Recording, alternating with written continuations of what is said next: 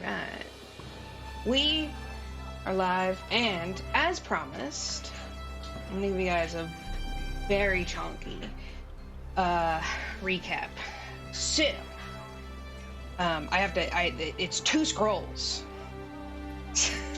Okay, so, after an intense battle with several tin soldiers, Harper was able to cast Alter Self and convince Cradlefall that she was the real Skabatha.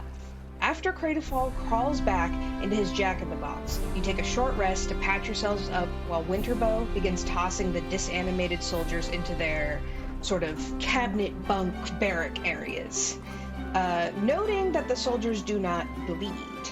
And as you are deciding on where to go, you hear a loud retching from upstairs. Meow Wolf, Zindi, and Will decide to enter the workhouse dormitory, while Harper hangs back, still disguised as Skabatha. Immediately, the party clocks that something is off, but cautiously approaches the 2 small figures on the far side of the room. You quickly begin to explain that you are here to rescue them and the other children, but are met with a lukewarm response. Pud, the older human child, tells Will that he's not sure where the others are, and that his job today is to watch Broder die. Much to Broder's chagrin, as he's throwing up in a bucket. Pud seems unperturbed by this and refuses to join the party to search for mushrooms, stating that he will not go against Skabatha's orders. The party leaves the room and hides themselves in the hallway and empty barracks while simultaneously making a big show of them leaving and going into the garden. Harper then kicks open the door, scaring Pud, who immediately falls off his bed and crawls towards Skabatha, kissing her feet. He immediately tells Skabatha that there are intruders, and Harper demands that Pud gets a healing mushroom himself, and that they need all hands on deck today. Pud scrambles out to the garden and tells Broder there's nothing to be, Pud scrambles out to the garden, and Harper tells Broder there's nothing to be scared of, but they need to know where the others are. Broder states that Mishka is with Skabatha, most likely in the kitchen, while the others are working in the sewing room and textile mill. Harper reassures Broder that Pud will return with the correct mushroom, and that you will come collect him when you have collected the others. Harper rejoins the others in the barracks, and you decide to push on. You pass through the hallway and find an interesting circular room full of thorns and brambles. Upon the walls, you see 4 paintings. Meow Wolf recognizes his bride-to-be Bavlorna, looking younger and more frog-like than ever. Zindi recognizes one of the figures to be strikingly similar to the doll found outside the Hall of Illusions at the Witchlight Carnival. And Harper recognizes her queen and the true archfey of the Feywild, Zybilna. Harper takes a hard look at a painting that seems to be impossibly dark and just makes out a very old feminine figure in front of an intimidating hut, not unlike Sue's traveling tavern, but with chicken feet instead of many humanoid ones. Finally, another figure swimming in all black clothes with puppet strings attached to gaunt skeletal hands. Meow Wolf and Zindi believe that Skabatha is involved with the Witchlight pact that allows the hags to steal away children. Meow Wolf sneaks upstairs to investigate the room above the gallery, but not before trying the 2 doors only to find them locked. At the attempts to force the door, you see the brambles thicken around the frame. Upstairs, Meow Wolf sneaks up on 2 young gnomes and a goblin working at the looms. They are surprised and demand who sent him. As Meow Wolf prepares to be attacked and explains he's here to rescue them, with Will, he pops his head into the room and the kids instantly calm down. Uvelda, the sweet little goblin, says she knows a secret passage to Skabatha's room and announces that Pud is indeed bad. You decide to leave Snoodles and Winterbow with the children while you attempt to sneak into Skabatha's room. Zindi rummages around and finds a small, ornate copy of the Frog Prince. You successfully sneak over the kitchen and break into Skabatha's bedroom. You immediately are drawn to a large dollhouse. I am going to retcon, and I don't feel like I justified giving you, I don't feel like I gave you enough information for your high roll. So I'm gonna go into it a little bit more. So Zindi, as you're examining the dollhouse, you look very closely, and you realize that despite the decay the dollhouse reflects, different rooms are recognizable within Loomlurch, despite the outside resembling a traditional dollhouse. You recognize the parlor set for tea, and with a close look, you see the backs of the chairs have small tongues painted on them. You see in very small fine print in Sylvan, each mimic bears what you suppose is a name. Crunchy, Munchy, and Funky. You also see the textile room and 3 small figures, unmistakably the 3 children waiting to be freed. In the room above, you recognize Broder with his bucket. You notice a door you had overlooked leading to 2 more small figures. Finally, you see the kitchen. Your eyes alight on Scabatha as a little doll, as well as a green dragon, sleeping in front of an open fire. Will gasps and points to another doll, who is chained to a table. In between the fire, Cradlefall, and the oversized work table, you see small metal grates of 1, 2, 3, 4 leading down into the stone floor. And that's where you guys are now.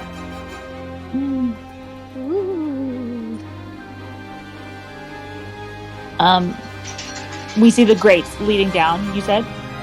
Mm-hmm. Okay, I would like to... Oh, no, that's Blanc's character sheet. Well, I want to take a look. Hey, Harper, can you, I'm gonna, like, kind of... No, I'm not. I'm just gonna, like, kind of, like, peek my head down there, but maybe you could hold on to my legs, just in case I want to, like, kind of go a little bit farther. Do you know what I'm talking about? Sure. Okay, thank you. I'm sorry, where are you leaning into? Oh, sorry. Are they open, or is it there's like... This is like can a I, like... tiny little dollhouse. I'm so sorry. I misunderstood how big big the holes between the grate, like the bars of the grates are. Yes, this is like a large Barbie Dreamhouse size dollhouse, but all of the rooms are familiar to you. They're Loomlurch locations, and it obviously reflects who's inside. Oh, but you can't see into the grates, unfortunately. Oh, okay. Never mind. I'm sorry. I didn't understand. Okay. I am not going to look into the grates because I can't see into them. Yeah, this is all very small. Can I do, like, an Arcana check or something to see if, like, I don't know, if me being disguised as her, like open sesames, I don't know, does something? Sure. You want to, like, try a spell or something for that? Or you want to do, like, Arcana? Probably just Arcana. I don't know that I have anything that... Let me look. Yeah, can I just, like, roll to see if I could figure out a way to open the dollhouse or, like, be able to look inside of it? Yeah. You guys see all of this. Like, you essentially, you turn around the table. I sent a picture to the chat. On the side, so you guys can see all of it by like rotating the sort of stool it's on. Yeah. Okay. I misunderstood deeply. This is very useful. So this is basically the building that we're in. It's a replica of the building. Yeah, except it has it's not like Loomlurch is a giant log. Yeah. It's not a dollhouse, but inside, it's unmistakably Loomlurch. It has every room. Okay. Gosh, I guess I turned to Harper and Meow Wolf and say, gosh, I mean, what do we even want to look for? I think that this is the room that we're in, but gosh, we can check out rooms that we haven't even been in yet, too.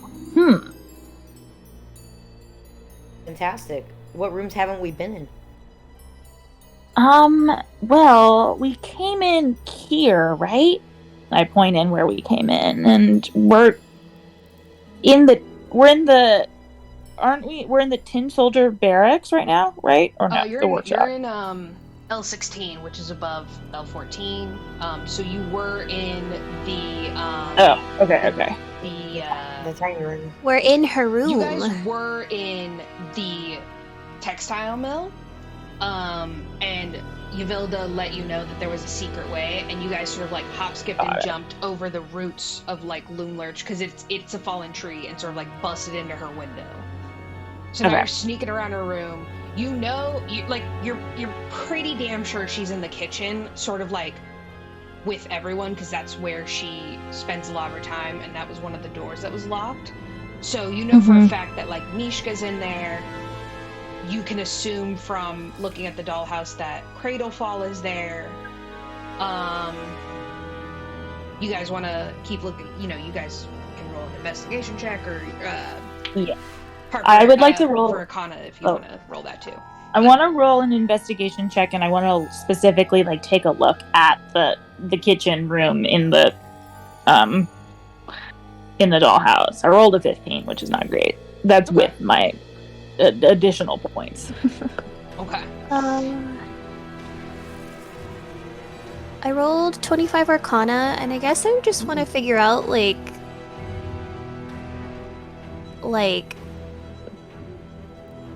can she see the people who are in each of the rooms? Is that like a thing? Yeah, so with 25 Arcana, you immediately recognize this as like, this is essentially the equivalent of having cameras in your house, right? But she does not have a smartphone. She doesn't have a smart sending zone. So she has to be up in her room watching in order to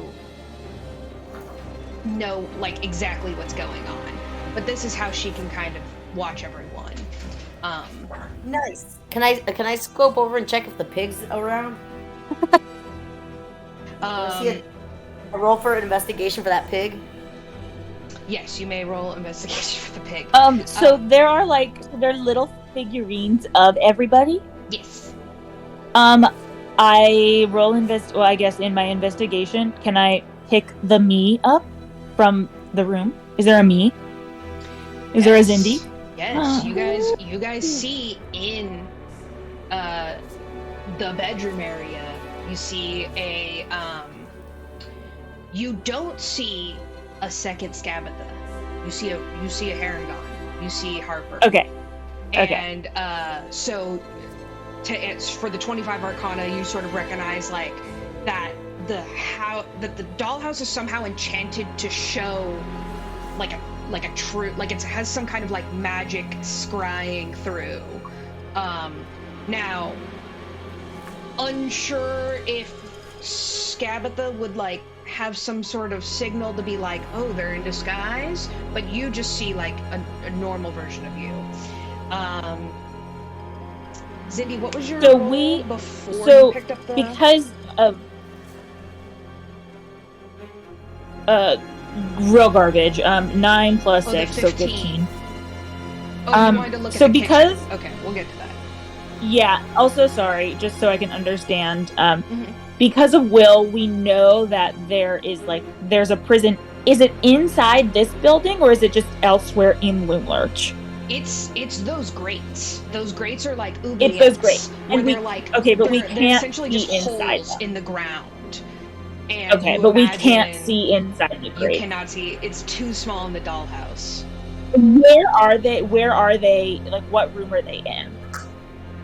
The oubliettes, they're in the kitchen. They're like in between the table and then like Cradlefall and then like their giant like oven fireplace sort of the deal. And that's where the grates are? In front of Cradlefall, yeah. He's sleeping in front of the fire. Okay. Cool. Thank you. He's a sleepy boy. Okay, so that answers your question about the kitchen. And then you rolled an investigation to look at your own figurine, and then Meow Wolf also rolled an investigation. What do you want to look at specifically, Meow Wolf? I rolled a 5, so I literally he was looking for where that pig is, and then I'm you gotta look for the pig. Unfortunately, the dollhouse doesn't have the gardens. It's just the rooms in the house. Yeah. With my Arcana, Yes. well, I guess it's probably investigation, but what would happen if I tried to lift up the dollhouse? You can try and I mean, okay, so Zindi picks up her doll, right? Mm-hmm. And nothing happens. Like, you don't notice a change. You don't, like... I show everybody and go, oh my god, look how cute! And then I kiss it. It's uncanny how much it looks like you. Wow, do you think that she makes these? Like, how does this even work?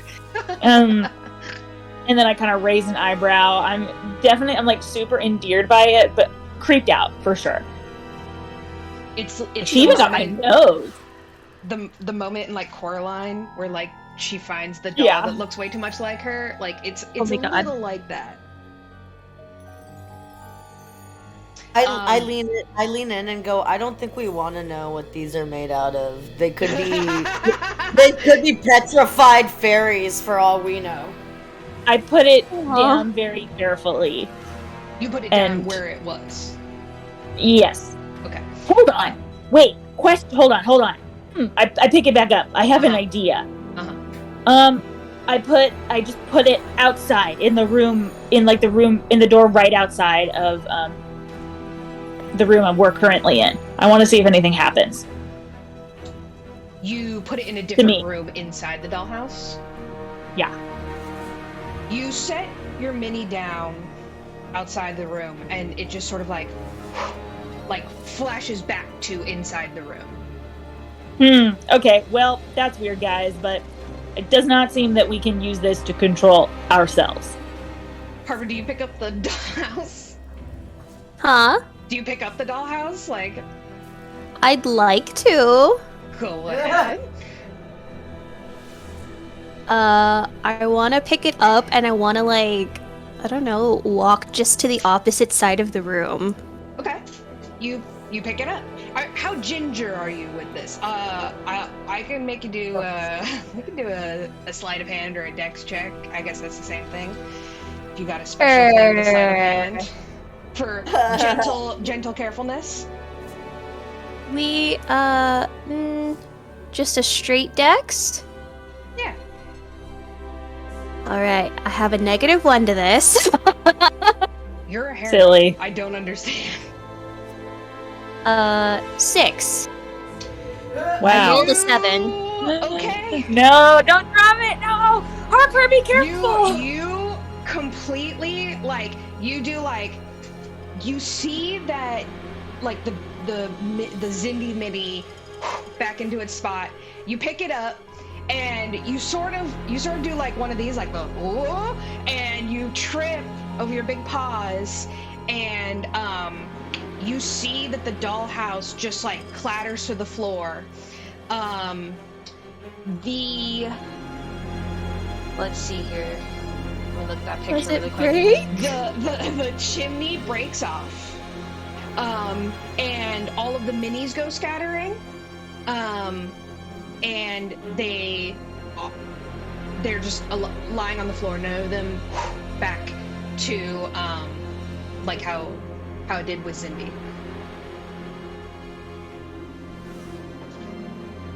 I run out. I say no, tiny Zindi, and I pick the me up. I pick the little me up, but then I also pick up all of the other people, including all of the evil people. And remembering what had happened when I put the me into a different room, I pick them all up and I just plop them into one room, hopefully that they'll all like reorganize themselves. Okay. Do you and what do you do with the dollhouse? I stay face first planted on the floor. I just stay there because I'm embarrassed. Jeez, Harper, that was just be careful. We're trying not to make more noise than we need to. You made it look so easy. I only picked up the tiny doll, not the whole house. I'm not used to having wooden feet, okay? My whole body is made out of wood. I don't like it. Oh, this is like the time I purposely locked the door, right? With the weeds. Yeah. I get it. I get it, y'all. Yeah, You're absolutely. This is totally on purpose. You're used to having so much bigger feet, Harper. How do people even walk with such tiny feet? Very painfully. My face Well- is still planted on the floor. Right. Well, it looks like we can't learn too much more from this dollhouse. But how about I want to do one more, investigation around the room before we, I guess, kind of move on. As Cindy's doing that investigation, I cast Pass Without a Trace on everyone, so we're just Okay. quieter. Okay, cool. 24. Fantastic. You guys put the dollhouse right side up. Is that what you guys said? Sure. Okay. As you put it right side up, you see all the minis back into their normal spot. It's just right side up with everyone in their normal spot. But it's still on the floor. With the 24, Zindi, you also notice that as you move about the room, so does your little mini. With the 24, you notice a couple different things. One, with the Pass Without Trace, you are not worried about, like, being discovered or whatever, and you are pretty confident that you have Scabatha, like, where you guys want her now, and you guys are just taking your sweet time to get to her. So you notice, one, that she definitely has some nice stuff in here. And two, there is a little rocking cradle, and it is painted like not that cute, not a very cute shade of green, and there's like dark green dragons, painstakingly painted on, and it looks pretty small, but you guys see inside a crocheted blanket, again, big dragon in the center, and with a 24. Zindi, you're pretty sure this was probably Cradle Falls baby cradle when he was little baby wormling, but it's definitely too small for him now, but obviously Scabatha's sympathetic about it. And also with the 24, you see just a couple of really nice shit. Now, as you're looking around, it's getting to be about sunset-y time, and the window that you guys broke glints in, and you catch a like it glints in your eyes, a false eye, golden. Whoa! I pick that up and I just slip it into my pocket. Fantastic. You also notice a beautiful pair of velvet slippers. And Meow Wolf and Harper, let me know what you guys roll. Okay. And then is that an investigation? Yeah.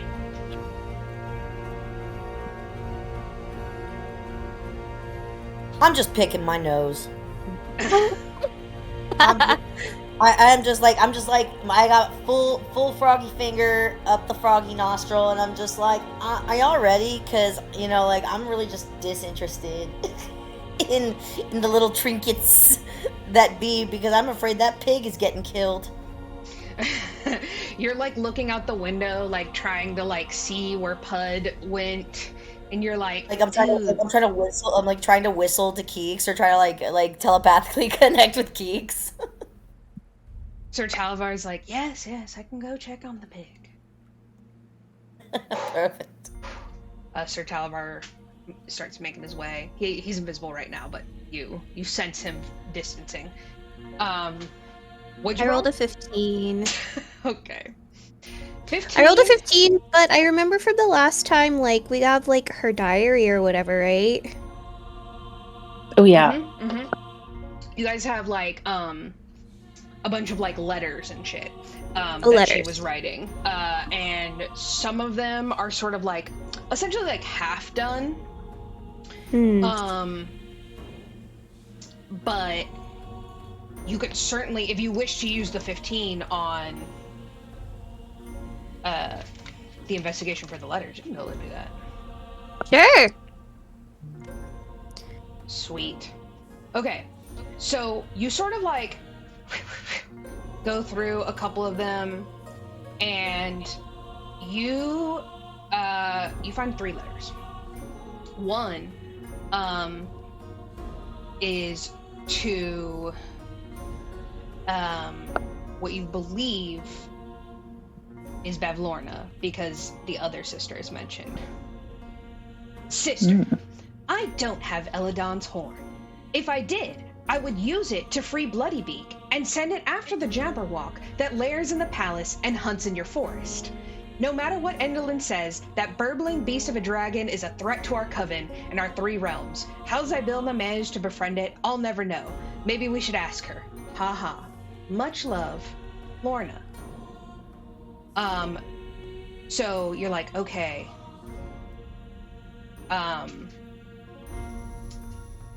You sort of are like, this must be from Bavlorna, since it was signed off on her. You see another letter to Scabatha. Lovely Scab. The last time I saw the unicorn horn, it was in your possession. Pity you lost it, but fret not. I have gazed in the orrery of tragedies, and it is revealed to me that Eladon's horn will be found. If worse comes to worse, recall that Eladon's mate still dwells in your forest. You could kill Lamorna and take her horn, assuming, of course, you're not too busy making toys. Your darling sister, End. Oh wow, so the horn that Zindi has is that horn? Yes, you guys sort of, well, I mean, Harper. I believe you guys told Harper about the unicorn horn. We did. It was received with some, I think, concern, I believe. Yes. Yes, because it's, it's only gotten by very a unicorn nasty horn means, yeah. But yeah, the Lamorna was pretty strongly believed that Eladon, her mate's horn, had been taken from her, and obviously Scabatha was the one who originally took it off, and it obviously escaped her possession somehow. Mm-hmm. There's a final letter from Bavlorna once more. Dear sister, there's no use asking Endelin if she has the horn. She doesn't tell us anything. But if we don't find it soon, I fear what the Jabberwock will do after it gets tired of prowling the forest and turns its fiery gaze elsewhere. God's boggins, that thing gives me nightmares. Must I remind you that we need a unicorn's horn to free creatures from the cauldron's time-freezing magic? It's not enough to know their true names, Of course, my greater concern is that someone else finds the horn and uses it for exactly that purpose. What do you think Zybilna will do to us, we treacherous thing, if she's no longer bound by her cauldron's magic? Your beloved sister, Lorna. So Harper's the one who reads this. This is all in Sylvan. Okay. So Harper, what do you do with this information? I go, bitch! I say, what is it? What is it? I... Well, ears fully up. Bitch! I turn around with my finger still in my nose and go, huh? I read the letters to them. You do it in a mocking voice. Yeah. Well, we should keep that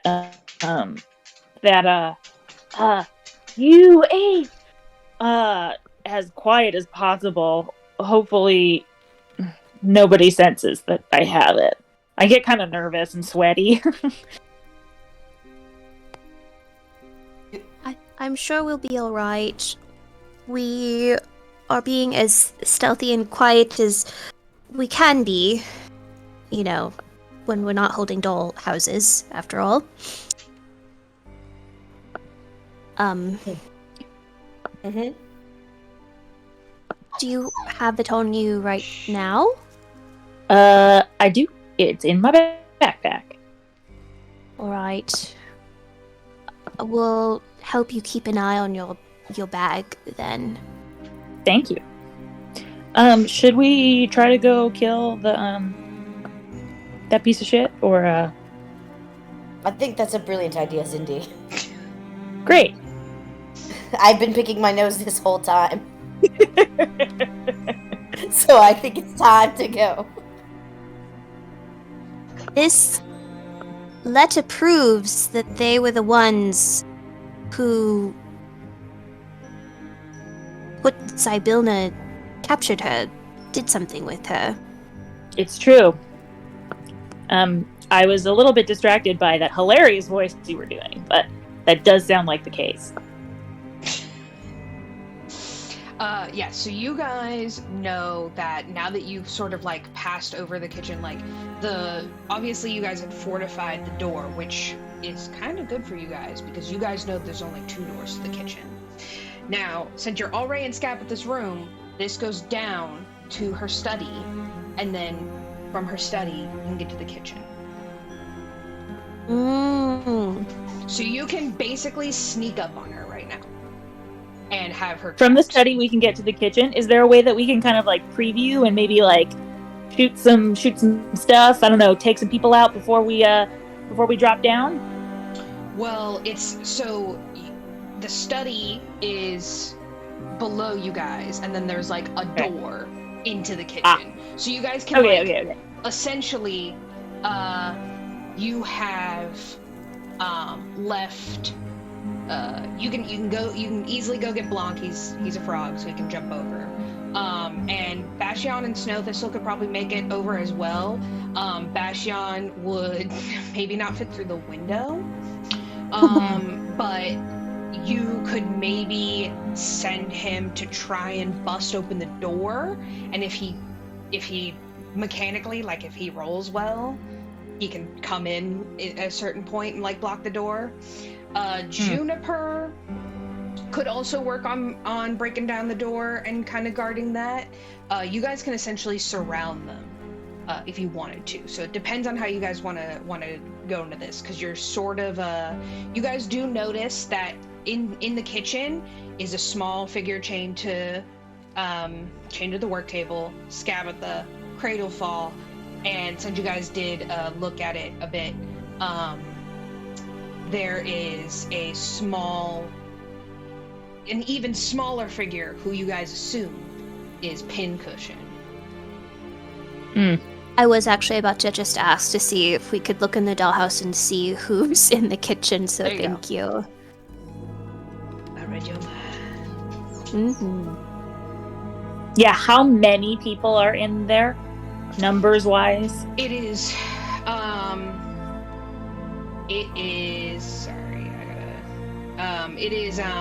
Scabbatha, Pincushion, Cradlefall, and Mishka. Only 4? Oh, we can totally take them. There's like, what, Only 10 of us? Yeah, there's a whole bunch. I mean, one is a hag, and everyone else is, would die for her, but yeah. Okay, guys, I think it's time for us to call in Sir Talavar and everyone else, and we should take everybody out before Scabbatha. Just, we ambush. I'm ready to get froggy with it. Get froggy with it. All right, I'm ready. All right. You guys still have Pass Without Trace, so go ahead and roll stealth. Okay. Elf. Plus 10, right? Plus 10. Plus 10. Okay, so with plus 10, 25. I also got a 25. Nice. I got a 19. Wow. Ooh. Good for the Plus 10. roll. Yeah. I got a 19. I'm like trying not to like whistle. Which is no, that's what we talked about. Oh, okay. Fantastic. Okay, just pulling this up. 1 secundo. Like I'm starting to make my own like superhero music, like Kronk, like like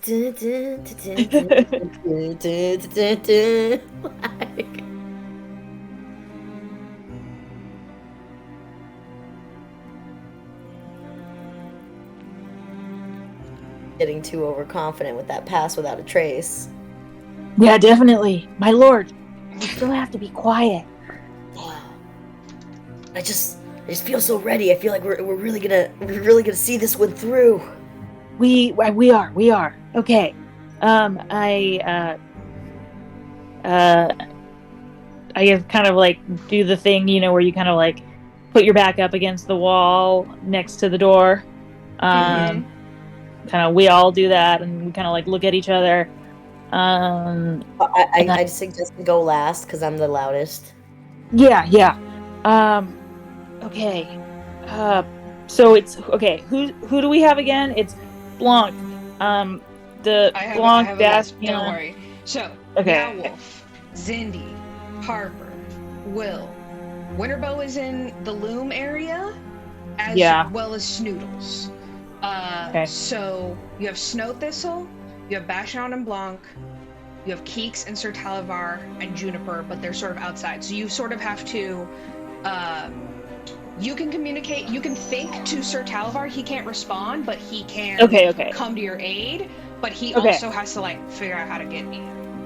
Okay. I am gonna. I close my eyes and I psychically talk to Sir Talavar and say, Sir Talavar, this is it. We need you to grab June, and who else is with June, Buggy, and Sir Talavar? Junebug and Sir Talavar have... Okay, so Sir Talavar's been flying outside. He went to go check on Oink. Yeah. So he's presumably going to be back doing that soon. Keeks is also flying around outside. Okay.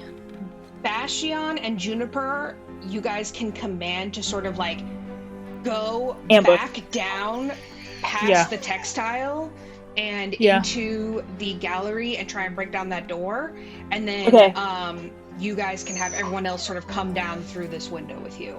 Guys, give me like 1 second to deal with my doggy. Okay. 1 sec. No worries. And also...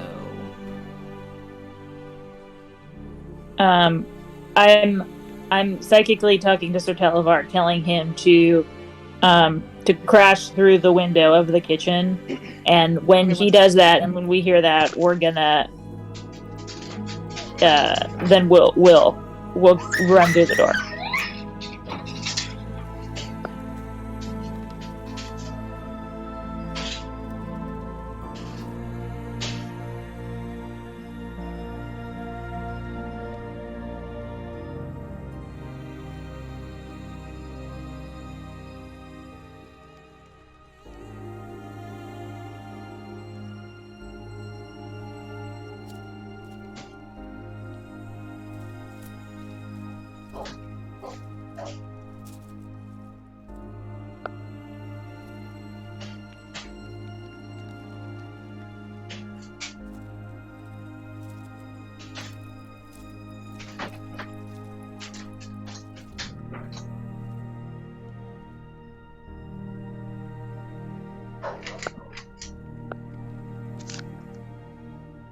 Okay, sorry about that, guys. It be like that sometimes. No problem. Stella was just crying because she was like, let me outside. And I was like, okay, for sure. 1 second, damn. Okay, give me one minute. Okay, to add... I'm going to take that minute as well, because I'm going to rush to the restroom real quick. Yes.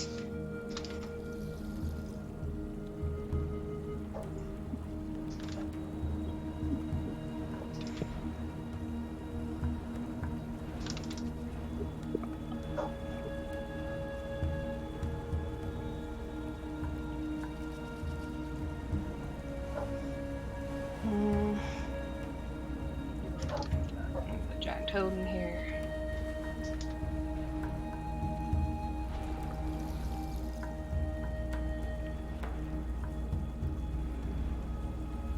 And then put talent bar, step back. Just never know who's for sure gonna be in.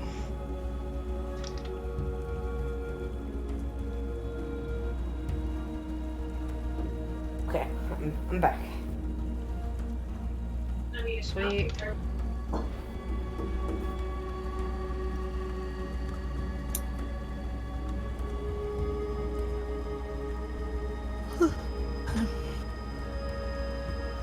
Okay.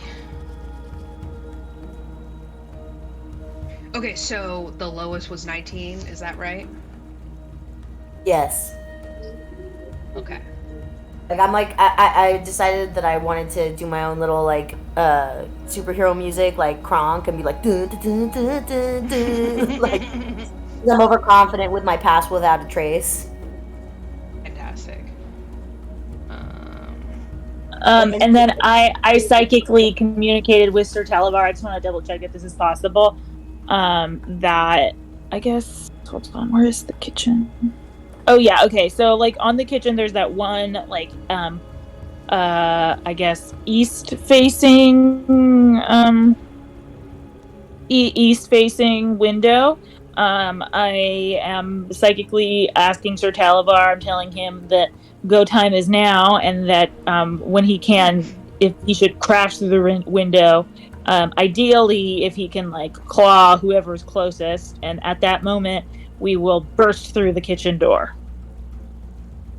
Hopefully getting them by surprise. Perfect. Coolio. And then June and Keeks are outside as well? Juniper is going to team up with Bastion and sort of like come around the back. So I'm gonna have them be making like strength checks against the door, so they very well through the gallery. Get in there like pretty quickly.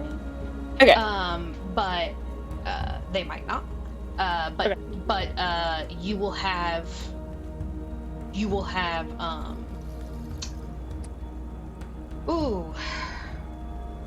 Snow Thistle as well, because she's small. Okay, I have my encounter. Hold up. Alrighty, guys. So, who takes? So, Meow Wolf is coming down as the caboose.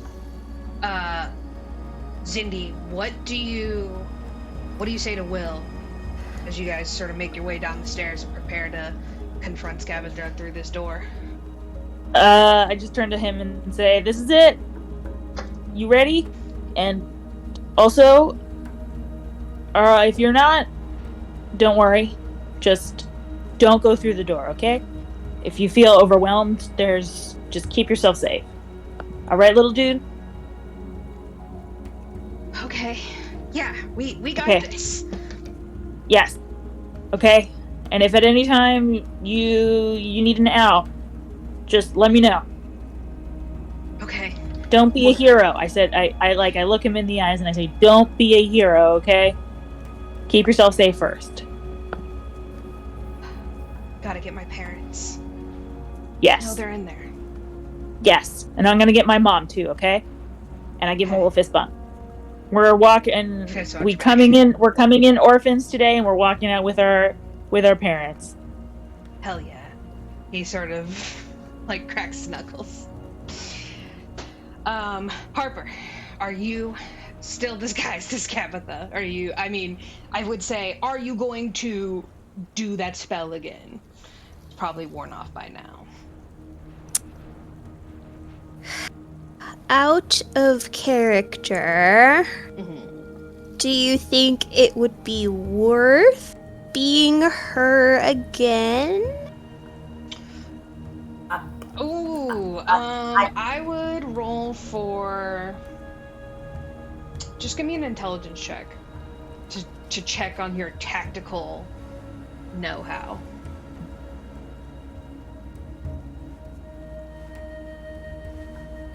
Where is my... Oh, there.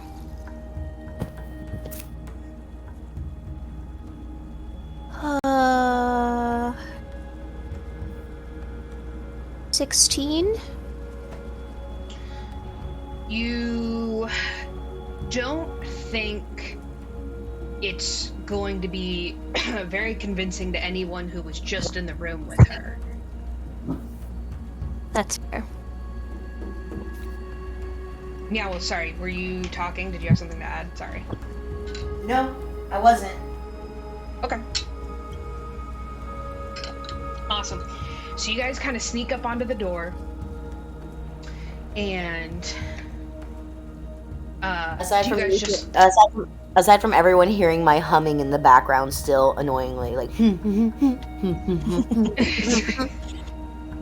You guys are like, thank God, Meow Wolf figured out how to learn pass without trace, because, damn. So you guys side to side on the door. Go ahead. Actually, Mhm. I would like to alter myself again, but this time it would just still be me as Harper, but I'm gonna give myself claws and fangs. Okay, you're gonna become Banicula. Yeah. Okay, fantastic. Love that. You guys see Scabatha's the facade sort of melt away, and as it literally looks like for a second like Scabatha's like flesh is melting, and then it reveals like big bunny ears, and fur, but you do see that Harper looks a little bit more intimidating with like big fangs and like big claws, and looks a little like more like so who would like to go in first? Who's leading the charge? All right. Go ahead and roll initiative if you guys like. Okay, yeah. Initiative. Jesus 20. Christ. 6. Oh, so got a 6. Okay, I got 20. I guess I'm going in. Cool. Okay. We'll get to 12. So, Zindi, you're like, let's do this, and like hella, just ready. You set Hold the on, signal. but we're waiting for Sir Talibar to crash in first to create a distraction. You wait for a couple beats, and you get anxious enough that you're like, he's taking too long. We gotta go. Like, he'll be here soon. Damn it. Okay, guys. I do the hand signal. And I open the door and I kick it open, and I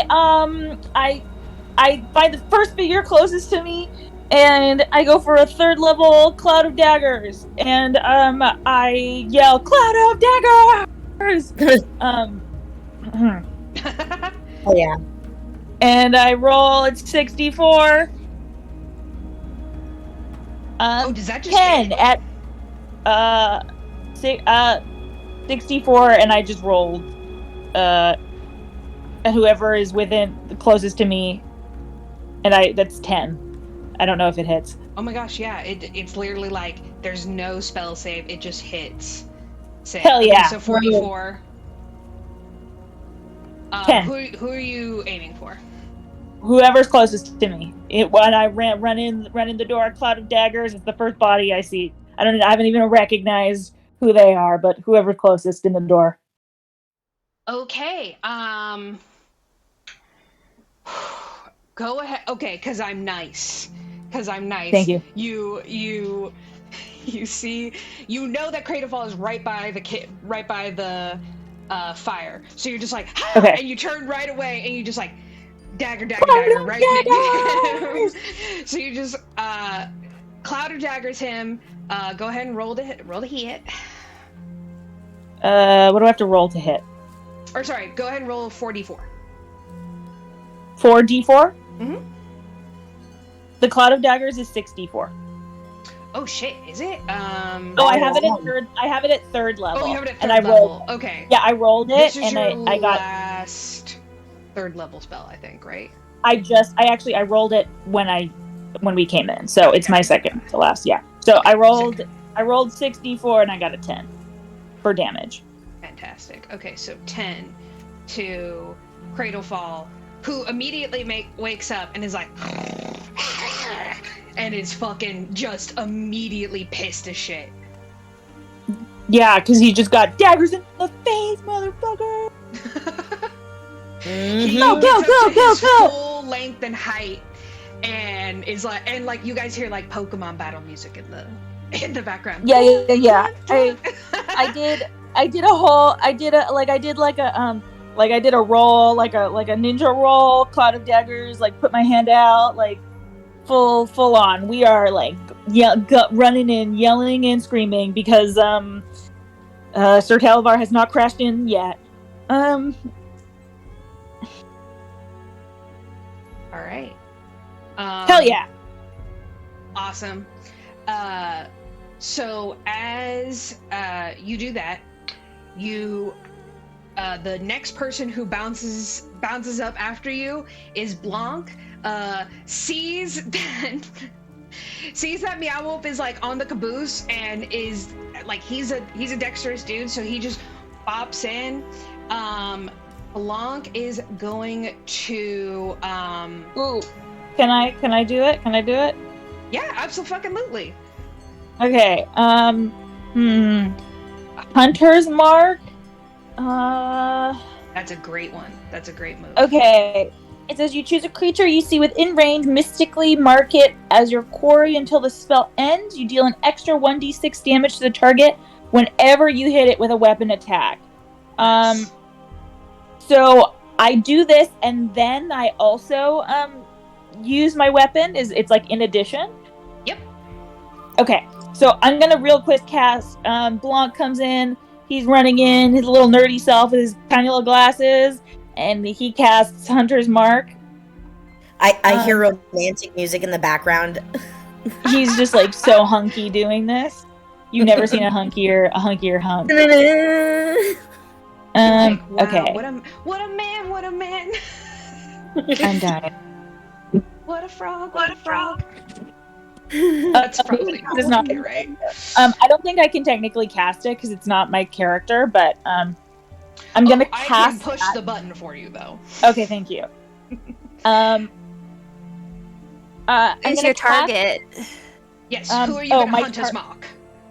Also, what's his name? The Cradlefall? God, yes. Also, Cradlefall, and then he's gonna, after like doing a flourish to do Hunter's Mark. As the hunter that he is, he's gonna pull out his long bow and pull back, take his an arrow out of his quiver and pull and put it in his bow and pull back and just aim for Craterfall's head and release.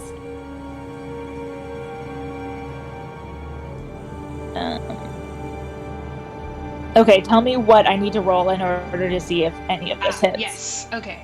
To see if any of that actually did anything. Yes. Yeah. Okay. So let's see here. You are doing longbow, right? Oh, yes. Hold on. I might have... Does Hunter's Mark work with longbow, or does it only work with slashing? Oh, it'll work. It'll work. Okay, yeah. It works with both, yeah. Oh, okay. Cool. Yeah, I'm doing longbow, and then the Hunter's Mark adds an extra 1d6. Okay, so just so you know, yeah.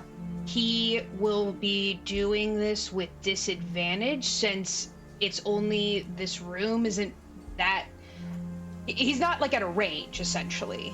The room's not because it's a ranged weapon. Yeah, but you can move him... you can't move him back 150 feet, but he does have javelin or sickle, but he would like use his movement to, and he can still use Hunter's Mark with that. Okay, maybe I should do the javelin then instead. Is that better? Yeah, he won't be attacking with disadvantage. Okay, let's do javelin then. Sorry, guys. Right. Learning battle. No, this is great. This is what I want you guys to do. Ooh, I also have 2 weapon fighting. Hold on. Okay, JK. I take out a javelin. He takes out the javelin. Bastion also takes out the sickle. 2 weapon fighting. Here we go. Fantastic. So that means I have 2 attack. Yeah, as long as it's a light melee. So you're gonna take 2 sickles essentially, and you're gonna 2 sickles. Yeah, and you can run, and he can run right up on Cradlefall if he wants. Okay, yeah, I run right up on him after casting Hunter's Mark with my 2 sickles. And I go for the neck on each side. Okay, go ahead and roll for the 2 attacks. never thought this tiny frog. Okay. What do I have to roll? Sorry. This, but you just roll two d20s. 2 d20s. Okay. So I'm gonna roll it on my Zindi side. 1, 2. Damn it. I rolled terribly, guys. One of them I rolled 6, and the other one I rolled 5. Yeah. Oh. Yeah. R.I.P.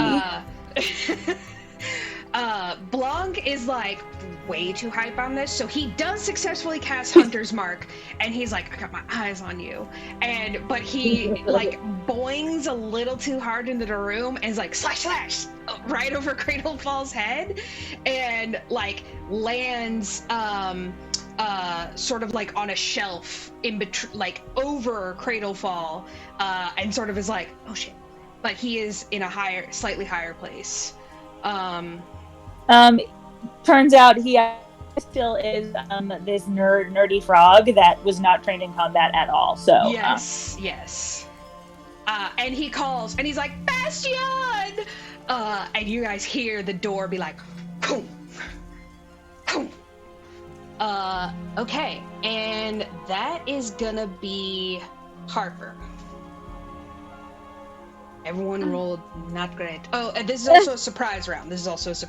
So everyone is very shocked to see you here. So you guys will get a turn. Sweet. How big is the kitchen? Fantastic question. Let me look here. Okay, so it says, let's see here. It says 1 square equals 10 feet. 1 square equals 10 feet. So you guys are looking at 1, 2, 3, 4, about 60 feet across the whole kitchen. So, yeah, like Blanc would have to literally be like in the other room, and even then, he wouldn't have enough room to not roll it. Okay. I would like to find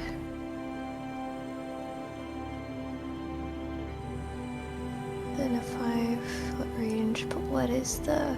Oh, okay. Oh, I need to get, like, close. How far away am I from Skabatha? Let us see. Oh yeah, let me turn her on for you guys. There you go.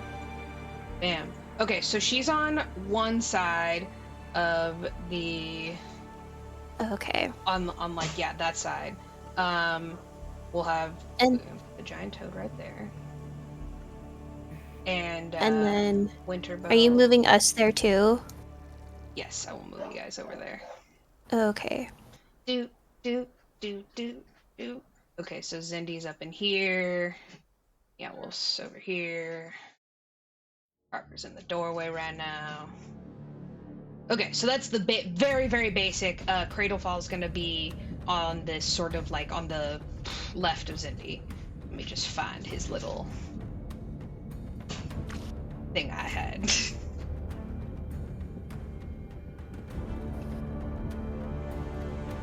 Go ahead and continue, Harper.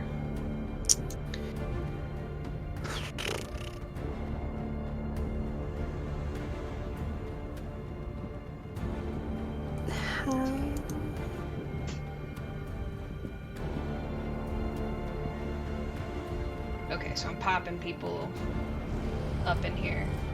30 feet. Okay.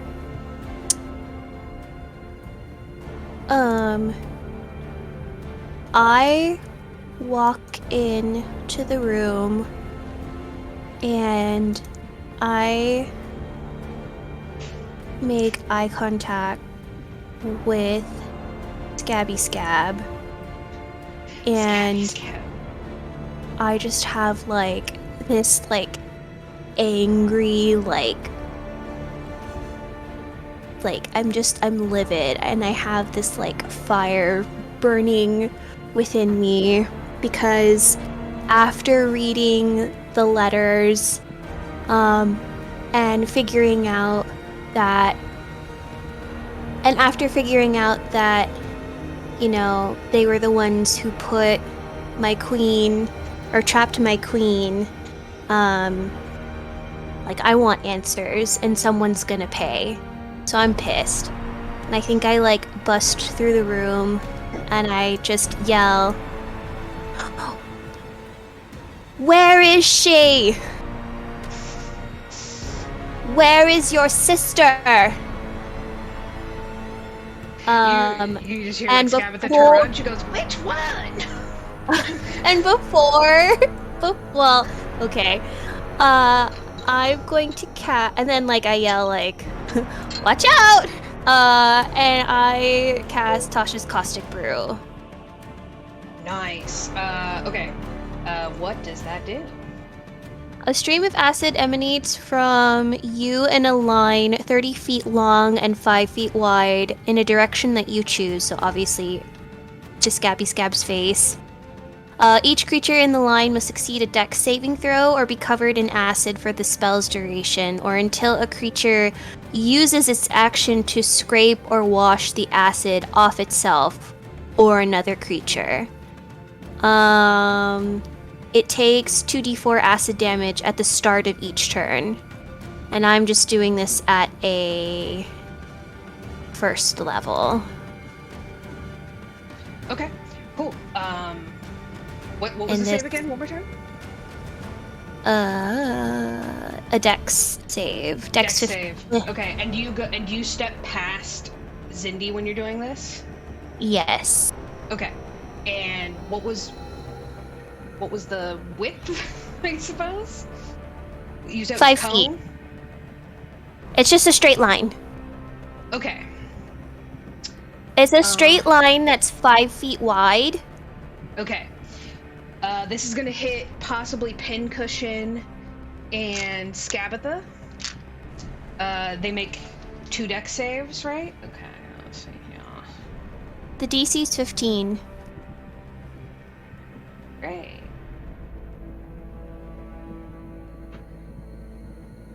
Okay, Pincushion is very small, and she just ducks under the table. Scabatha is distracted by your question and is like, "What?" and fully gets a full mouthful of this nastiness, and it burns her wooden body a little bit, and you hear her cry out in pain. Yeah. 7 acid. 7 acid. Acid damage. Okay. That is gonna be Meow Wolf. All right.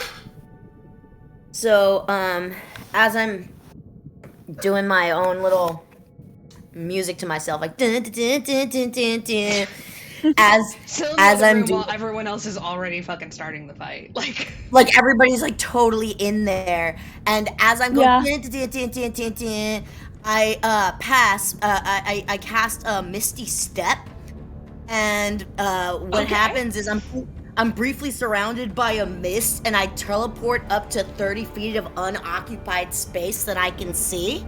Okay, sick. And I basically cast Misty Step to how far is Scabatha from me? She is, I believe, about we're gonna say 50 feet. Okay. So Or sorry, I a want. little bit more than that, actually. 70 feet. She's 70 feet. Mm-hmm. Okay. All right then. So I'm gonna take my action. I'm gonna take my action. I'm gonna cast the Misty Step, get 30 feet closer, and then take my move to get even closer. So I'm going to get 30 feet in, and then I'm gonna take my full range of move, like 25 feet. Okay. So I can get basically close enough between. Where's the map? I had the map on my Twitch. And my phone. Did the map get up? Hold for map. So let's see here. Yeah, it's here. Okay, great. So I move my 25 feet in, and then where is Gavitha in the corner? Yeah, she should be up on the Owlbear Rodeo. Like she is in the Like, in picture relation she's mounted, she's on a mounted companion, but in actuality she is not. Oh, I see. She's is she by L13? Like, Yeah.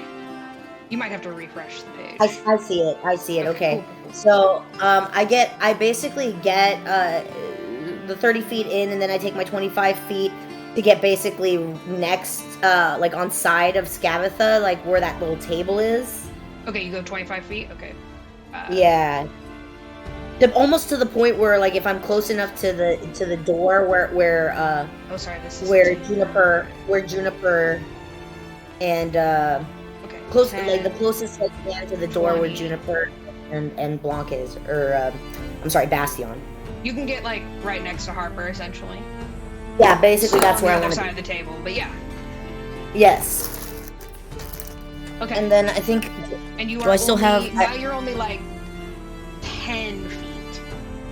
Perfs. 15 at the max from Scabatha. Yes. And I think yeah, that's it. So that's my full action. That was my action and my bonus action. So that's where I'm at. Okay. Sick. If Will is next, if anyone would like to pilot Will. I would like to do Will. Yes, Was go for his it. was it in the general? Yes, it was. It should be the Is next one. I see. There's Giant Toad. The second one. Yeah, character. Okay. Will of the Wild. Will the Wild. Fun. Okay, what can you do?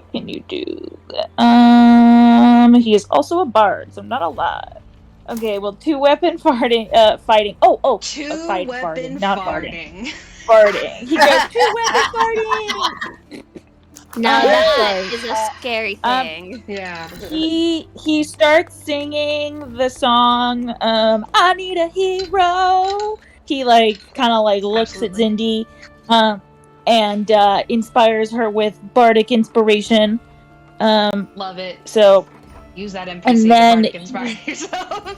yes, exactly. And then is gonna do his 2-weapon fighting with. Wow, he has with. I guess does he only have 1 dagger?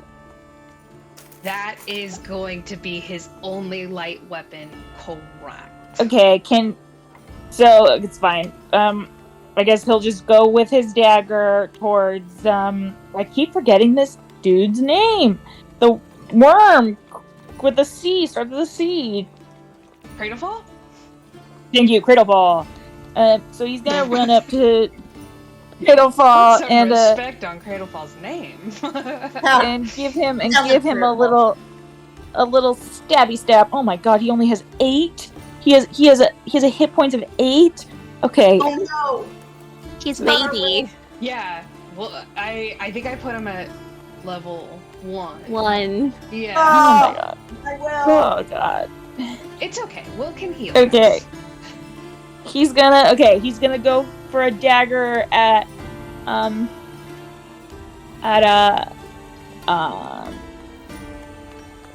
Cradle Fall. So I need to roll a 20. Yep. Roll 2 d20s. 2? Yeah, because you're gonna dagger, right? You're gonna multi-attack? Oh. I mean, Because you have two weapon fighting? I don't or think you that's don't how have that... to. Well, I think 2 weapon fighting, only you have to have 2 of the weapons. Oh, Well, you can go with a punch. You can go with a punch. I don't think that you can use the same one twice. Let's see. It's a great call out that I don't know. You can I totally think punch and stab though.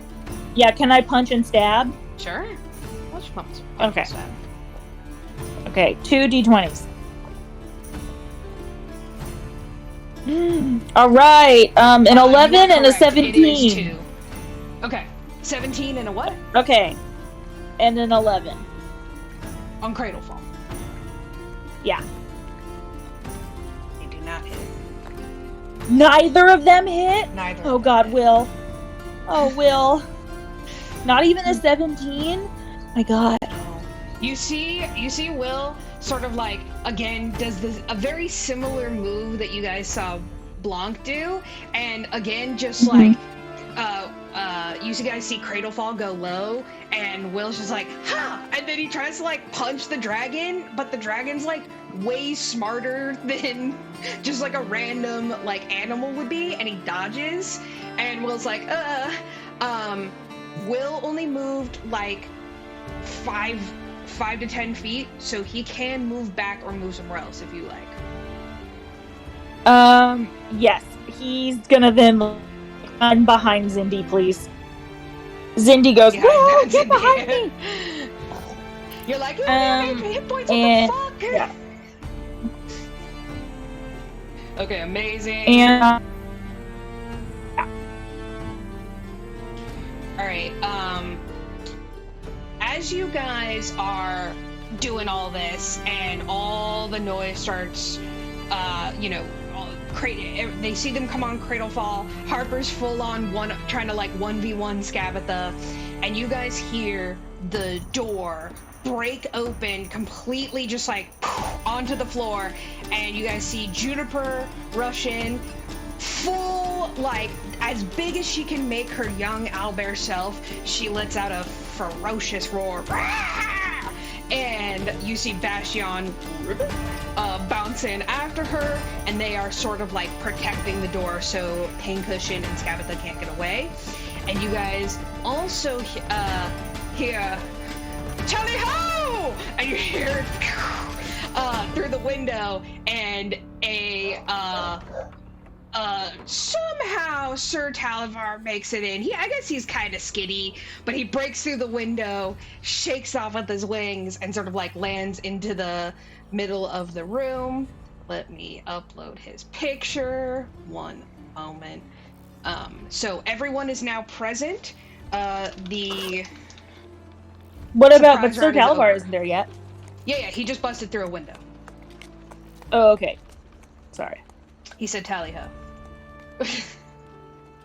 Tally ho. I didn't mean to do that. Oh, roll Sorry, something? y'all. I didn't mean to roll something. Sorry. I know, whatever. Alright, so, you also, as soon as Sir Talivar comes busting in, you hear, "Hey, what I miss?" And Keeks joins the party as well. Oh my God. Yes. Keeks? Where was Keeks- I used Keeks a flies- long time ago. What is Keeks's? I'm trying to look for Keeks's stats. Right. Okay, there's well, June Buggy has stats, but where are Keeks? I don't know. Okay. That's for you, Emma. All right. Thank you. So, you're gonna roll, it is now Zindi's turn again. Okay. Unless you want Snow Thistle to try and do something. Oh, can snow? Hold on, let me find the. Can snow thistle do something? She can giant toad, whatever. Sorry, let me find giant toad. I think I just posted that today. What was pin? What is it? Pincushion is his name? Pincushion. No, Snow Thistle. Pincushion is the doll that is fighting alongside Scabatha right now. Yeah. I just wanted to. I couldn't remember what the different enemies were. Yeah. Okay. How about Snow Thistle goes for a swallow of. Is Pincushion just a cushion actually made out of pins? No, she's a doll. But not like how Scabatha's like a doll. Like, she is normal, like, she's a large doll, but she is doll-sized. Okay, well, I want Snow Thistle to just go for just a gulp, try to swallow. Oh, genius. Genius. Yeah, I want the swallow. Okay, go ahead and, if the attack hits, so go ahead and roll for swallow. Just a 20? Yeah, just a 20, and then okay. Look at. Yeah, I mean, this could happen. Okay, fingers crossed, everybody. Oh my god, I'm rolling so badly. I rolled a 2. A 2 does not hit. So Snow Thistle goes over. She misjudges how big Pincushion is and tries to like, and she can't quite get it. And you just see Pincushion like, no, and like kicking Snow Thistle. But you guys also see that Bastion looks real hungry. Like maybe Blanc didn't feed him this morning. All right. Okay. Go ahead, Zindi. Take your real turn. Okay. I am bardically inspired by yes, you are. By Will, which I think it gave me a 1d. His actually gave me a 1d6, not a 1d8. And that I can add that to any if it hits. Correct. Correct. Okay. Yeah. Okay. I am gonna go for one ability another check, one attack roll, or one saving throw. Okay. So you can I'm gonna go for doesn't hit. Okay, I'm gonna go for another cloud of daggers at the 3rd level towards this. Great. What is his name? Cradlefall. Cradlefall. When the bow breaks, the cradle will fall. Cradlefall. Okay. And he's also a worm because he can be critterful.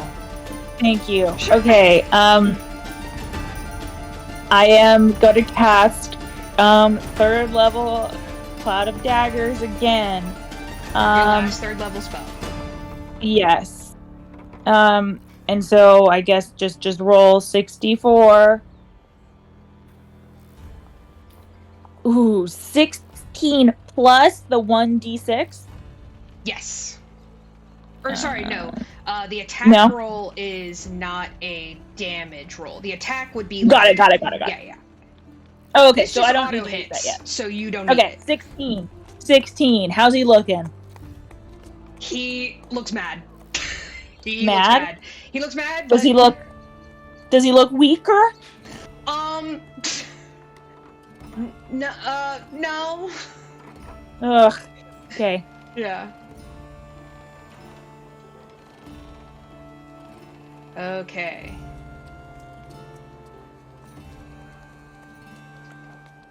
All right, one sec. Okay, that is going to be so. Next in initiative is Keeks.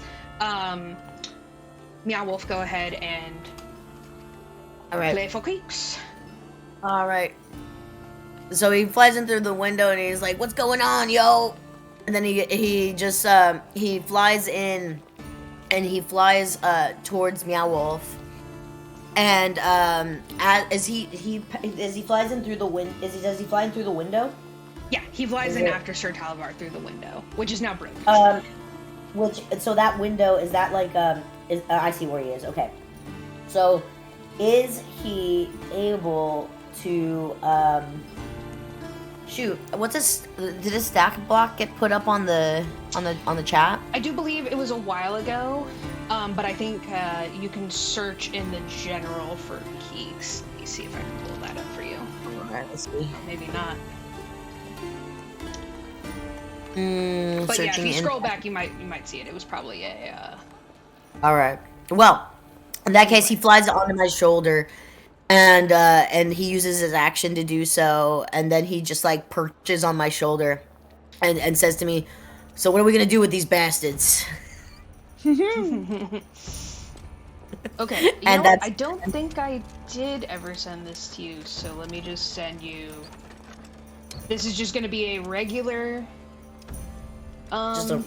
just a regular degular bat. So we'll say, that, he has more hit points, but not too many more hit points than this. Yeah, he's probably not gonna... let's see here. So he just joins you for moral support. He like got on my shoulder and he was just like, "We're gonna kill these bastards." Fantastic, okay. Would anyone like to go for Blanc? Our ranger, who missed his last. No? Okay, cool. So I am going to... Oh, go ahead. One last thing. Yes. I basically, as Keeks is on my shoulder, I communicate to him to let everyone know to jump, to get ready to jump. So I basically, okay. Hey, like, we're gonna kill these bastards, and I go, tell everybody to get ready to jump. Okay. So he's like, everybody, hear me now. You're gonna need to get your feet off the floor. Okay. Okay. When? Yeah. Like, and that's what you hear, and that's his action. Oh, Jesus Christ. Okay. Okay. Alright, Blanc is going to try, and he is going to back up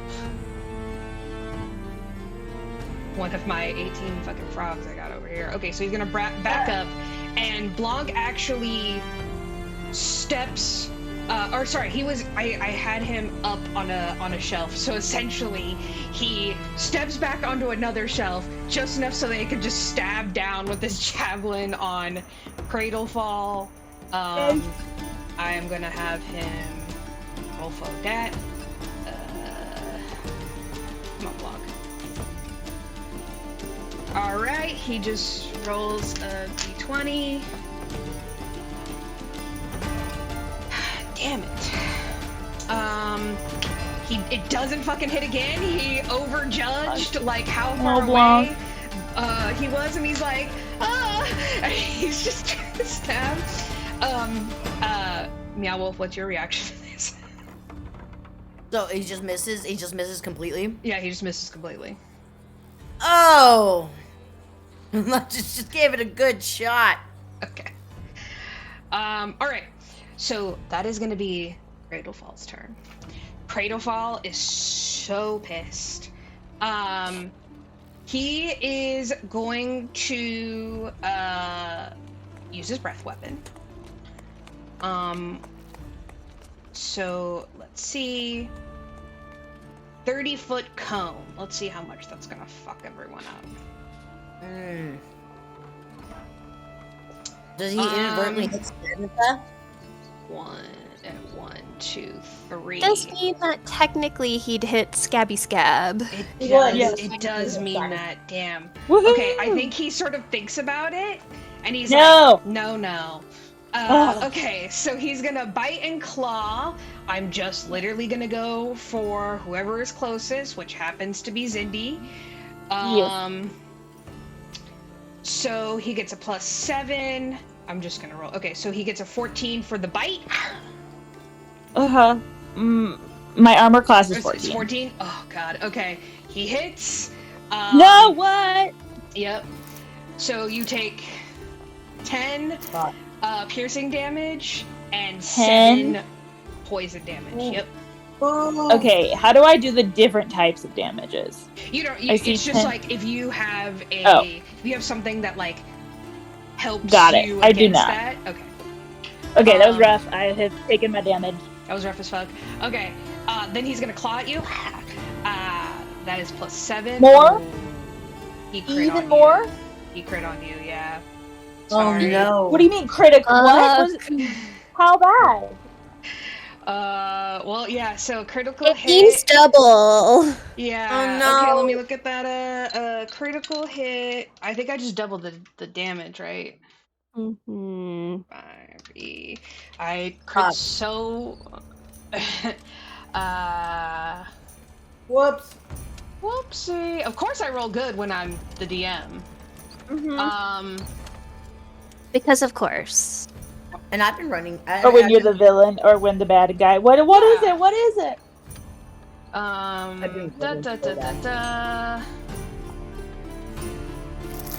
think you just double whatever you get, right? Or you roll 2 that's dice. I think it's up to the DM. What's the damage? Oh, let's see. Okay, so 14, so that would be 28 if it was double. Oh my god, is Zindi dead? That was I literally am at 28 points. Are you down? You're down. Failure. It says I did 28 and now I have a little dead face that says failure and success. Am I dead? No. No. Don't worry, you're gonna be making Okay. death saves. Someone can get you up, don't worry about it. Okay. Cradlefall looks very satisfied. You hear Scabatha laughing, and she goes, "You fools, to come into my kitchen!" She is going to cast, she is also going to multi-attack. Just whoever is closest to her. As I fall, I yelled, "You fucking protect Will!" And I pass out. Protect. Oh, Down. jeez. Protect Will. Fuck. Okay. Fuck. Scabatha moves up 5, and she is going to hit, she's going to hit Meow Wolf, who is just the closest person to her, for 2 claw attacks. Let me see what's the roll. 17 on the first one. Does she touch his skin? Yeah, she does. Okay. Yeah, she does. You're immune to poison damage, right? I'm immune to poison, yeah. Okay, you're lucky. But also at the top of Scabby Scab's turn, she takes 2d4 acid damage from my Go ahead and roll me that 2d4. from the caustic brew. So that's 7 again. 7 again. Yeah. Okay, so she takes 7. Okay, so she multi-attacks Meow Wolf, and this is fucking crazy. So the claws are poison damage. They're not slashing damage. Nice. So you're completely immune, right? Yeah, I'm immune to poison. You don't take any of this damage. Yes! Yes! Okay, amazing! She's like, what the fuck? And Harper, that is your turn. Yes! It's But like does eat she... shit. Well, okay. Does she touch any of Meow Wolf's skin? Because doesn't she then, She's like... immune to poison too. Oh, got it. Yeah, she's immune to poison too. Yeah. Okay. I don't think I heard that part. No, Cool. I mean, I think Meow Wolf's just like assuming, like if that she deals poison damage, like that the poison is inherently, like within her. Yeah. Let me just look at this really quick because it might not say that. Oops. I touched the wrong button. Let me... I have so many tabs Okay, yeah, open. we're gonna Okay. say that she's immune to poison damage because it doesn't make sense for her to not be. Okay, Harper, go ahead. Okay. Zindi scoffs from the grave.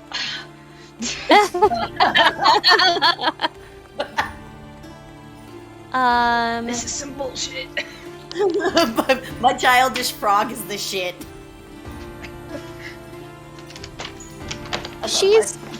She's within 5 feet of me, right? Yeah, because she's like right there. So I'm gonna get like right up on her, and I'm going to shocking grasp. Okay. That's instantaneous. So Awesome. she just takes 1d8 lightning. Are you giving me good luck, Binks? For 6 lightning. Okay. Oh, wait, sorry. I have to roll to hit. Just kidding. What was that thing? 15 plus 7. 15 plus 7? Oh, tiny meows. Yes. 15 plus Yeah, that's 7. like that. 23?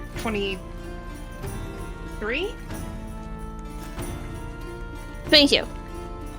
Yeah, 22. 22 damage. Oh, no. 22 to hit. Oh, that fucking hits. Okay. And then, it says 2d8. Was that for Cradlefall or was that for Scabatha? This is specifically for Scabatha. Scabatha. Oh yeah, you're going all in. When you reach 5th level. Oh, okay, I read that wrong. So it's 2d8. So the first one was 6. Okay. 6.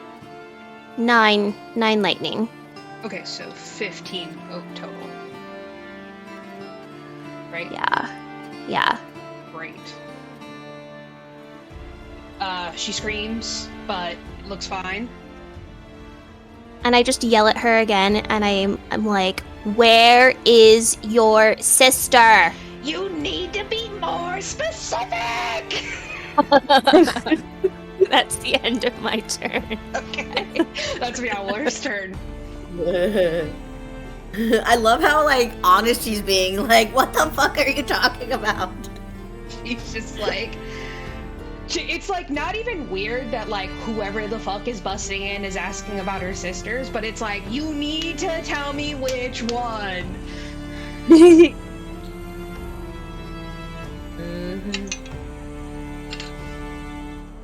Alright, Meow Wolf, your Who's turn. next? Alright, let me look at this map, see where we're at. Okay, so, like... Okay, so Scabatha... Ooh, okay, I really hope Juniper Berry's dex is on point. Alright.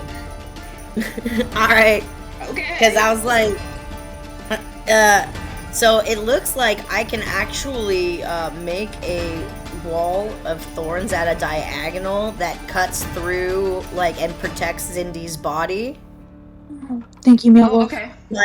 Like basically like because I want to cast a wall, like, because I'm right there next to Scabatha, and I can, like, basically diagonally make a wall of thorns to, like, cut her off from basic and from anywhere near Zindi.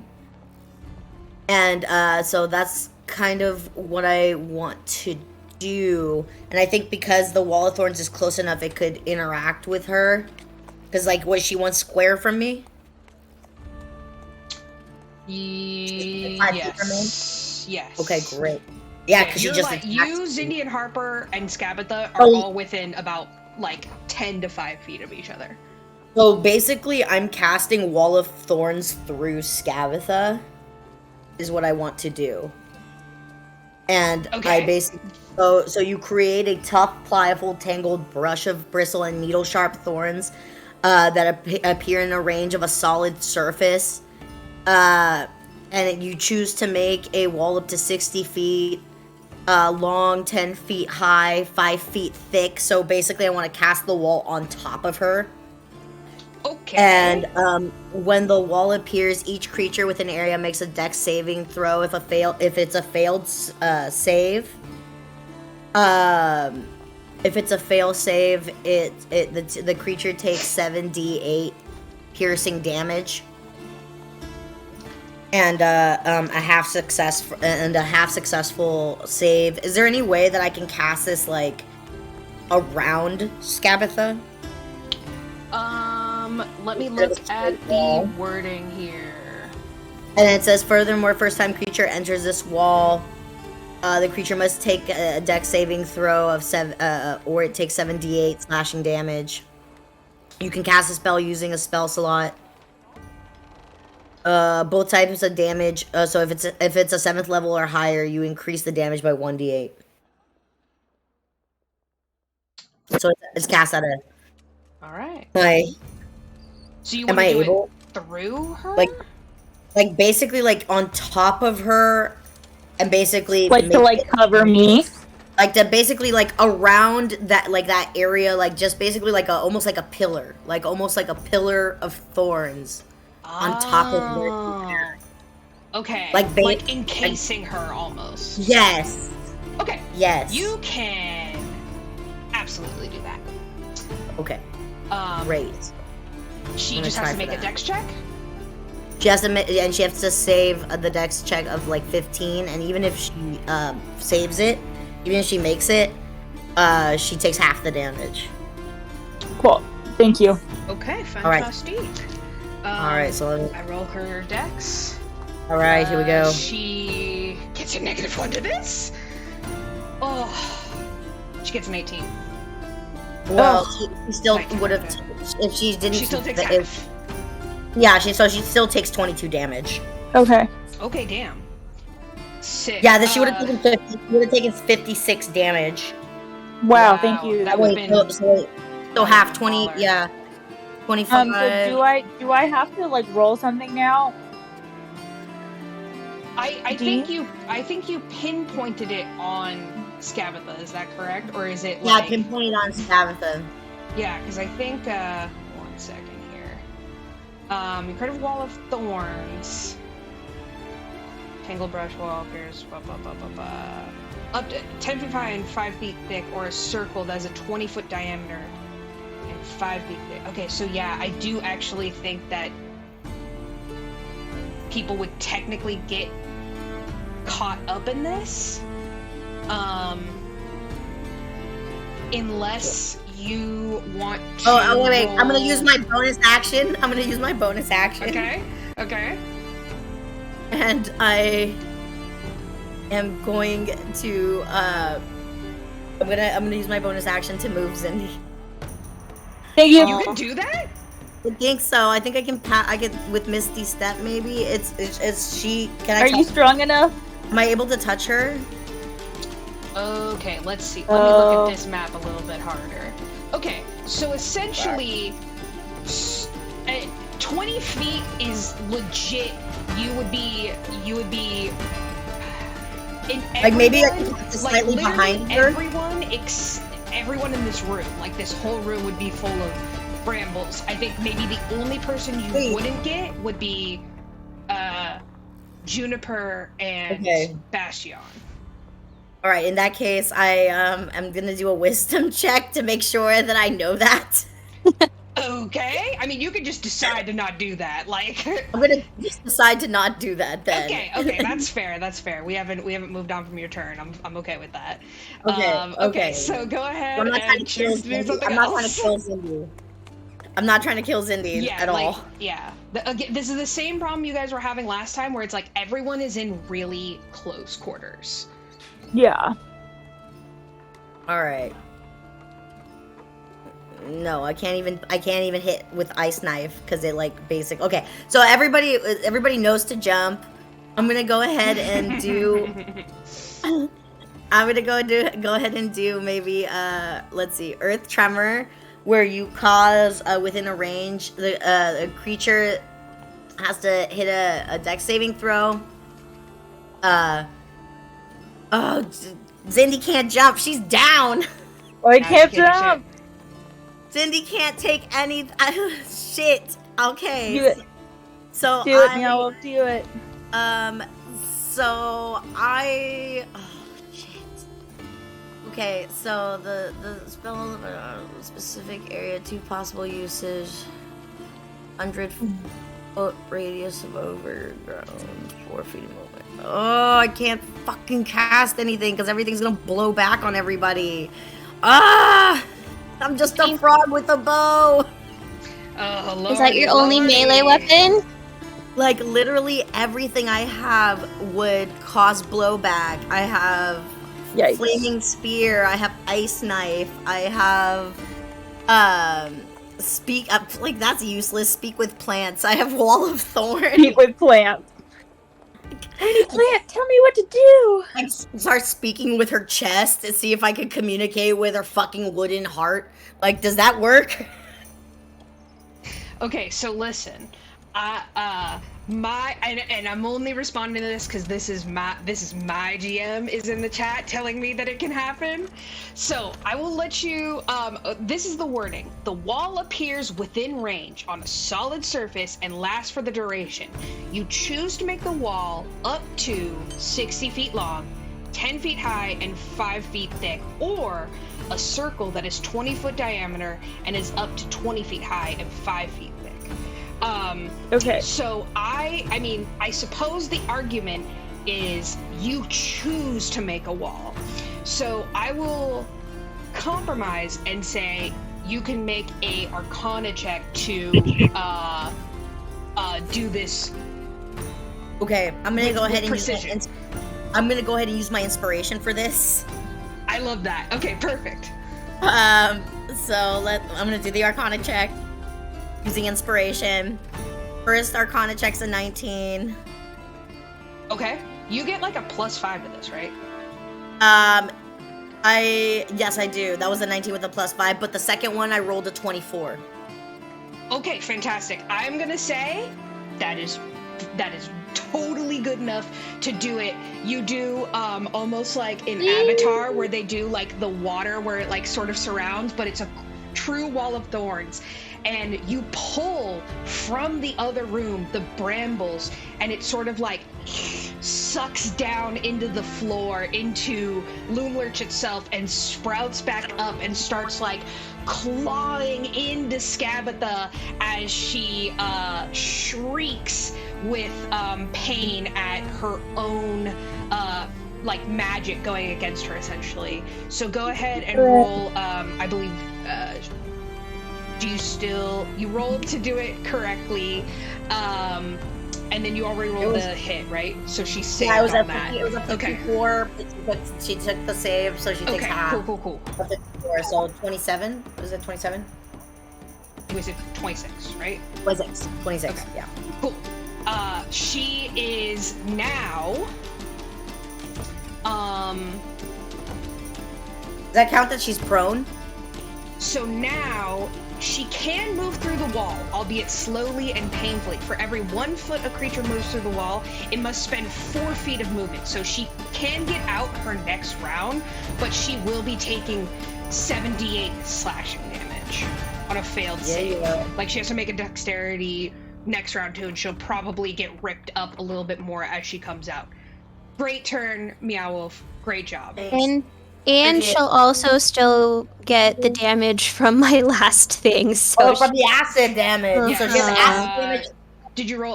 Could you roll that for me, Harper?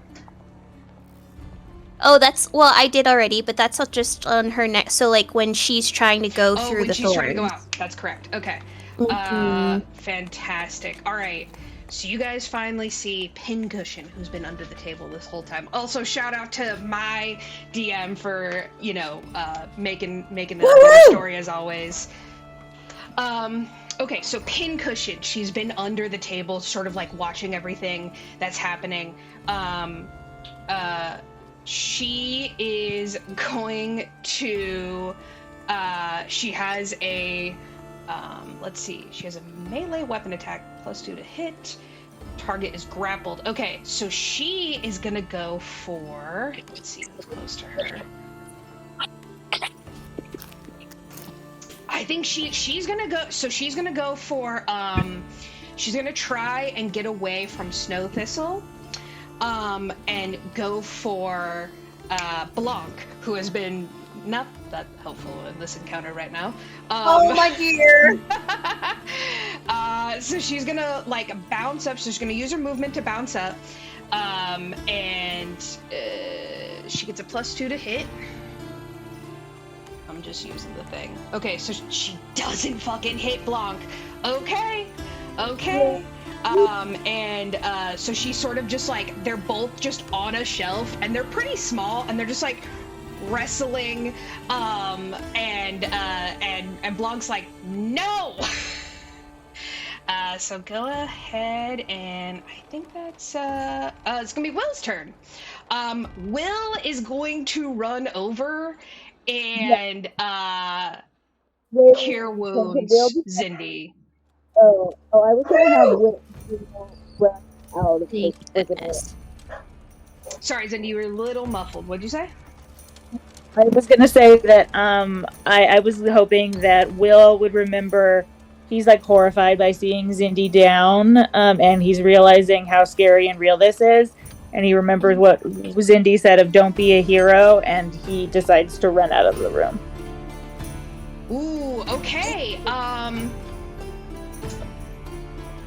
Go ahead and roll a d20. I'll let you decide high or low, but the two options are going to be he disobeys his instinct, or disobeys what you said and tries to cure wounds you before he runs out the room, or he's going to be like frightened for his own life and run out the room.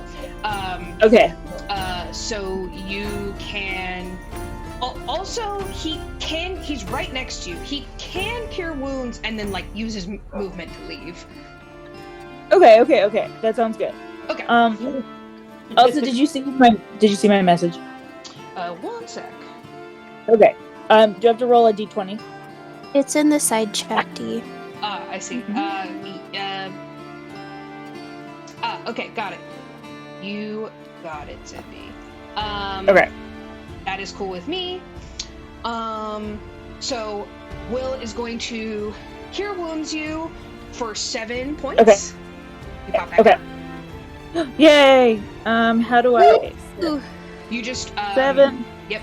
Apply 7. changes. Yay! Thank you. And he's like, Will, God, and I say, Will, don't be a hero. Get out of here. It's too dangerous. Go. But and go! I yell so loudly. He sort of like looks at you, and you see just like he's horrified. Like the battle got fucking real just now, and he runs back into the other room. Okay. Thank God he's safe. Yes. So Sir Talavar is gonna go now. Okay. He's got a bunch of shit. He is going to. Damn, he doesn't really have a bunch of stuff where it doesn't affect a ton of people either. No. Okay. I don't even think he has his tiny sword, because I think he gave it to one of you, weirdly enough. Damn it. Okay, he's just gonna old school bite. Critter. Yep, he's gonna bite. He is going to bite. Beautiful. Yes, he flies over Zindi, and it's dragon on dragon, maybe. And you see like a look in Sir Talavar's eyes that you guys have never seen before, and you know that dragons are very smart. This is for and his people. But you know, we saved Sir Talavar's life. We saved Sir Talavar's life. So he just saw Zindi go down, and we've seen a fire in Sir Talavar we've never seen before. He's like, not my friends. Aww. Yes. Okay, he rolls real fucking high to hit Cradlefall, thank God. And he rolled like a 7. He rolled a 16, and he gets a plus. Come on, baby. He gets a plus 7 to hit on the bite. Sick. Okay, doesn't do a ton of damage, but it's the bravado for me. Yeah. He does 9 damage to the wormling, and you just see like it's fucking on between them. There's some weird like feral dragon thing happening, and it is fully like, you know when like two dogs really start fighting and you're just like, I can't even get into the middle of that. Like they're just, one of them's gonna come out dead and the other's not. All right. I have a meta question. Yes. Is there something that you have to roll in order to find out what what your opponent's stats are, or is that like a skill that you have, or is that something that we can just kind of request at any time? So typically, like it's like a hidden behind the DM screen thing. Got it. Yeah. Happy to be like, oh, I make you make a free action to sort of like observe like how they're doing, and I'll sort of like vaguely describe it to you. Okay. Since we have a hard stop soon, after Sir Talavar and Cradle fall, like, and after this is all happening like bullet time, right? So Zindi calls out and is like, don't be a hero, Will. And you hear just over the dragon clawing at each other, you hear a male voice call out, and he goes, Willoughby, is that you? And you hear a like sort of like a moan in pain almost. And Zindi, go ahead and roll me a insight check with advantage. Okay. Oh wow, rolled very badly on that first one. One more. Wow, rolled even worsely on that second one. My advantage was a 10. Mm-hmm. Did you already use your bardic? She did not. Oh yeah. Okay, thank God. Oh, sweet, thank you. And that's a 1d6. Right. Okay, I'm going to add a 1d6 to that terrible 10. Oh, that was an 8. I'm sorry, that was the wrong one. 1d6. You're like 8. Okay. Total 13. All right. As Will heals you and leaves the room, and you hear the male voice shout Willoughby, which now you're like, that must be Will's real name. Yeah. You don't recognize the male voice. Wow, that's dorky. That's dorky. He is an elf bard. You tell me Willoughby is a cute name for an elf bard? Okay, anyway. So, you sort of, when you went down, you landed very close to a grate. And now that Cradlefall and Sir Talavar are sort of like distracted, you get you're coming up, and as you're pushing yourself off, one of your hands lands on like the hot metal on the grate, and you hear a very familiar voice. Cece? I'm like, I've just like basically come out of consciousness, come back from being unconscious. I'm like not convinced that I'm, just hearing things or not. Maybe I'm just like, in the throes of this battle, but I start tearing up, and I say, Mom, is that you? Oh, Mom, it's Zindi. Cece, help me. We're here. Don't worry. We're here for you. Is Willoughby there? And we are gonna stop there. Oh shit, your mom knows Will? Is he your brother? I don't know. We'll have to find out. We're gonna find out on the next episode. Okay, great session, you guys. I love Thank you so much. Battle tactics. I want to end the stream. God, this is gonna be hard. Great job. All right. Thank you.